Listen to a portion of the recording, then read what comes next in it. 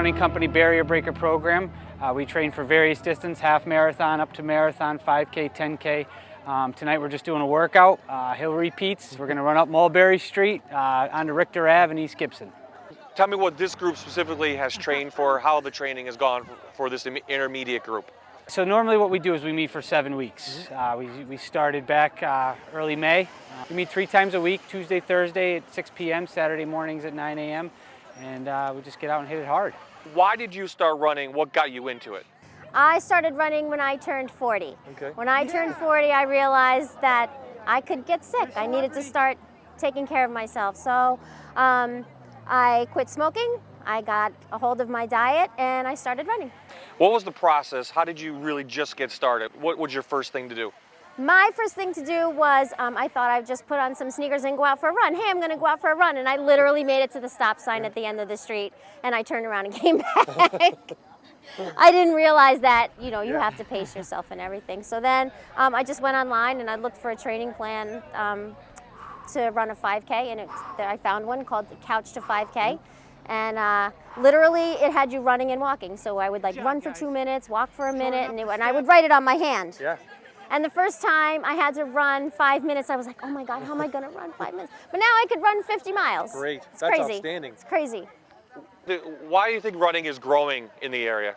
Well, I think actually that there's kind of a fitness movement for people to live healthier lifestyles, whether it's eating or exercise. And I think the community here in Scranton, especially the Scranton Running Company, National Running Company, 2 large running organizations in the area, have brought an awareness to running. And I think folks want to be healthier.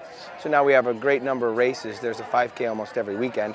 And with Steamtown, Scranton Half Marathon, and other longer distance races, I think it's raising awareness to running. And it's honestly something that you can do whenever, morning, afternoon, evening. It's grown huge. It's gotten huge. The Scranton Running Company has definitely galvanized the community, and groups like this and other groups out there are doing great things. You're with this group tonight, an intermediate group. How do you guys motivate each other? It's a family. Barrier Breakers is a running family. We're just here to feed off each other and encourage each other. And the great thing about Barrier Breakers is you can always find room for improvement. You're always working on your best self. So we're just always working toward being better runners. Well, we motivate each other just simply by showing up, because again, a lot of people don't want to run alone because they can't get themselves motivated. So this program that we have here, it makes everyone accountable to one another. So if I don't show up, I'm going to hear about it a week from now. You know what I mean? Like, where were you? Why weren't you there? And we have benchmarks throughout the program that we want to achieve certain goals. So, and then, you don't want to be the one left behind.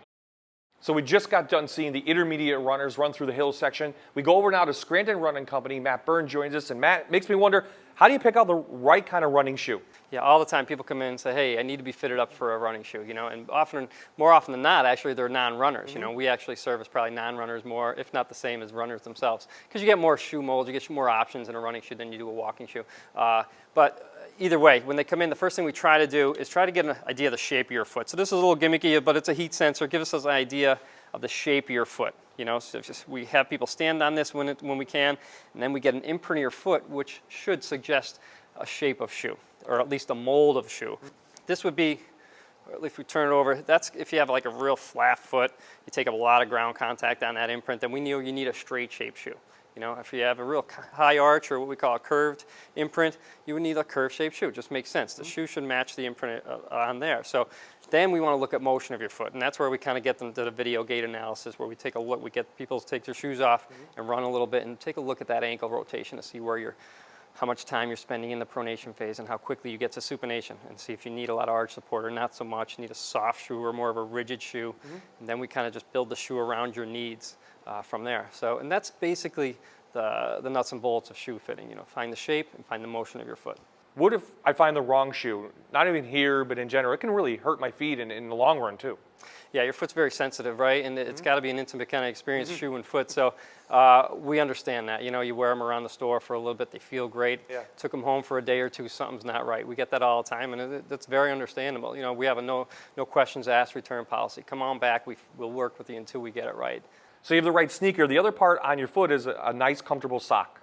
Yeah, absolutely. All these shoes here are kind of perforated and made to breathe, you know, so you want the sock to do the same thing. You want the sock and the shoe to work together, you know, so cotton actually holds the moisture in, so you don't actually, we don't really carry much cotton, if any, here at the store. So you want a polyester or a nylon blended sock to get that moisture away from your skin to the surface of the shoe so it can evaporate. So anything that's kind of polyester or nylon blended sock is ideal.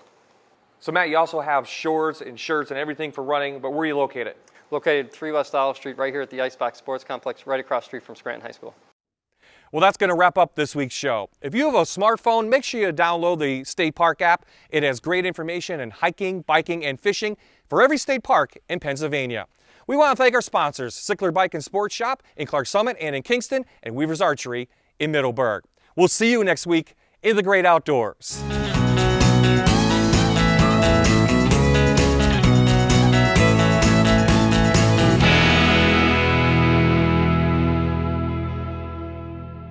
This has been another locally produced show by Fox 56, CW38, My TV, and Me TV, the leading producer of local programming.